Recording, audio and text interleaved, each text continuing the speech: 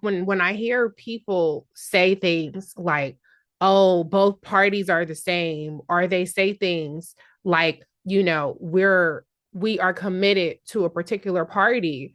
I feel like number one, you don't know who you're talking to, and number two, you don't actually uh you haven't done the work to understand the policy. I'm not talking about your feelings. I'm not talking about your perception. I'm not talking about rhetoric. I'm talking about the nitty gritty of what people are proposed, what they've done, what they've beyond what they've said. So as soon as somebody tries to suggest both parties are the same, but don't talk to me. You don't have any credibility at that point, because if you actually have done the kind of work that we do here on Urban View, then you understand damn well that there are completely diametrically opposed. There are some issues where you will find a little more overlap, particularly on when it comes to Absolutely. military spending.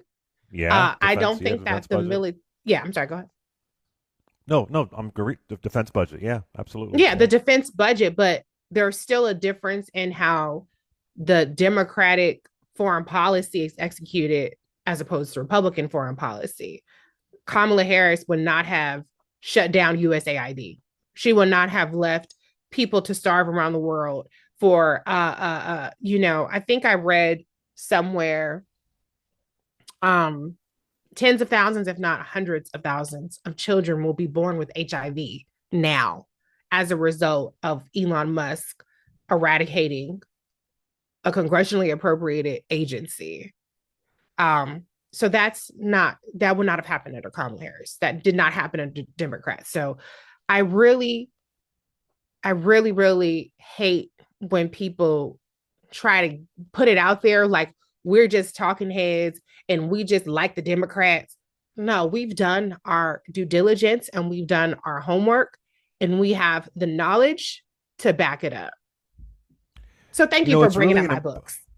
oh, absolutely. But it's really an important point, Reese, because we talk about civics, we talk about utilizing your power, Mm-hmm.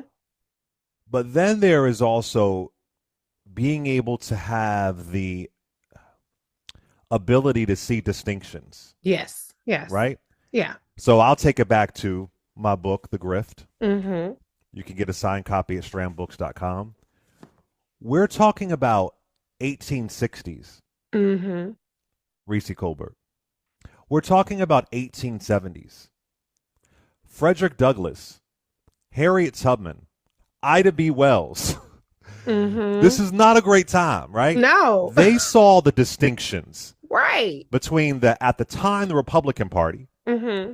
and the Democratic Party. Mm-hmm. The Democratic Party was obviously the party that was anti-civil rights back then. And really, it's about region. The South Mm-hmm. has always been more, quote unquote, conservative than the North. Yeah. But they saw the distinctions. Mm-hmm. They knew the importance of getting in President Ulysses S. Grant. Mm-hmm. We're talking about the 1860s, 1870s. You don't ever see Frederick Douglass saying all parties are the same. Now, No. do both parties have racism? Sure. Do both parties have people who are not going to support you? Sure. Right. But one party at the time had an agenda that was pro states' rights, Mm-hmm. that was anti voting rights, and that was downplaying an insurrection Mm-hmm.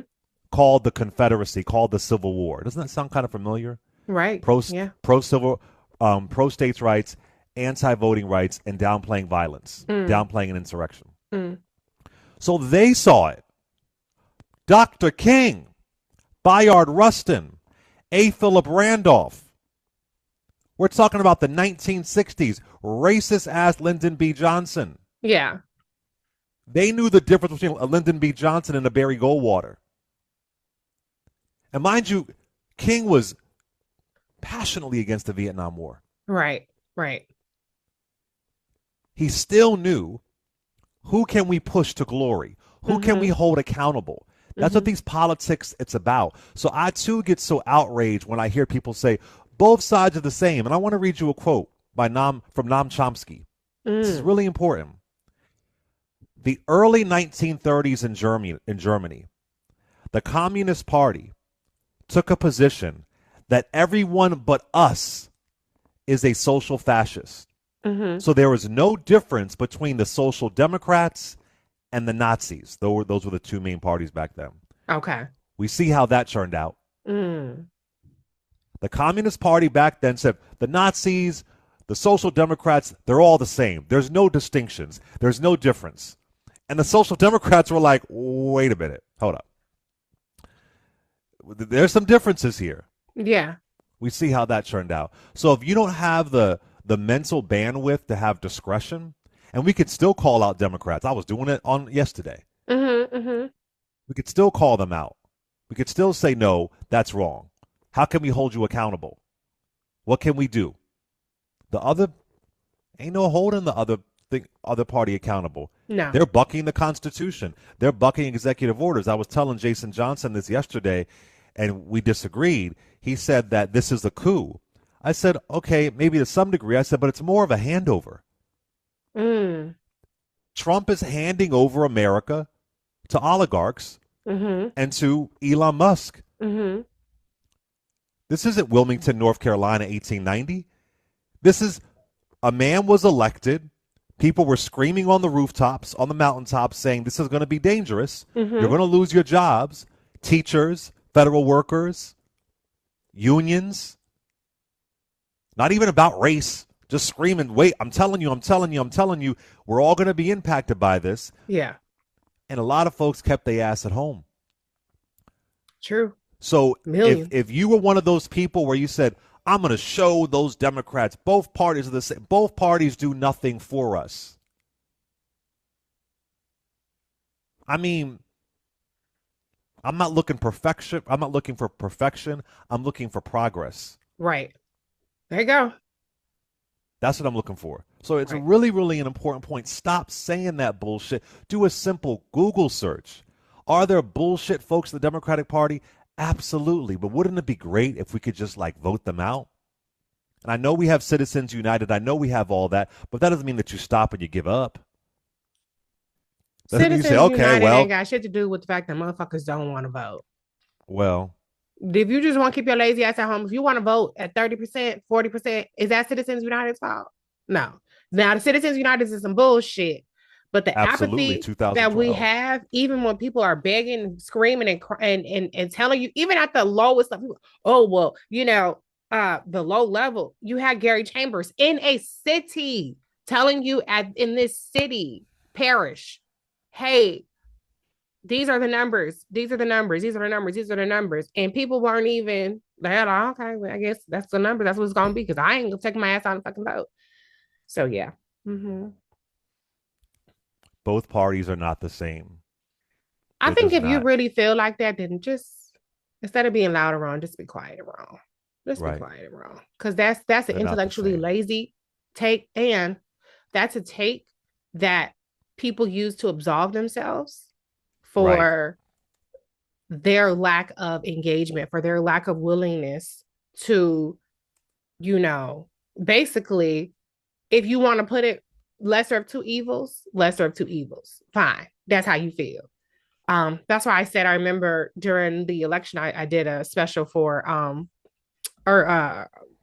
News One.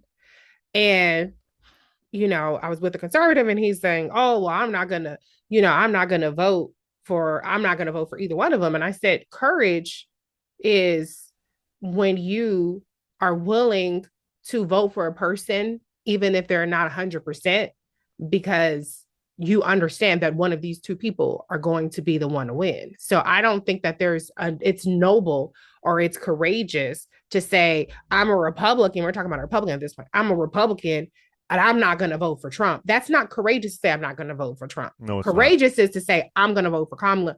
I don't care the fact that she does not align with me on these issues. The bottom line is I have to stop Trump. So that's my position, and I'm sticking with it. Stone cold Republicans, they don't say that lesser of the two evils shit. No, they don't. They don't say both parties are the same. No. They know the distinctions. Yeah. They don't say that at all. Because they think that it's all, I hate the term woke liberals, DEI, CRT. Marxists. No, they don't say fascists. They say Marxists. Marxists. They don't see that. lesser of the two evils stuff. So it appears to be the other side who say that, and it works to their benefit for you to think that, because then you're just not going to show up Yeah. until you're in shock that And then you want, things are oh, coming come down. march with us. Come, not fuck that shit. Mm-mm.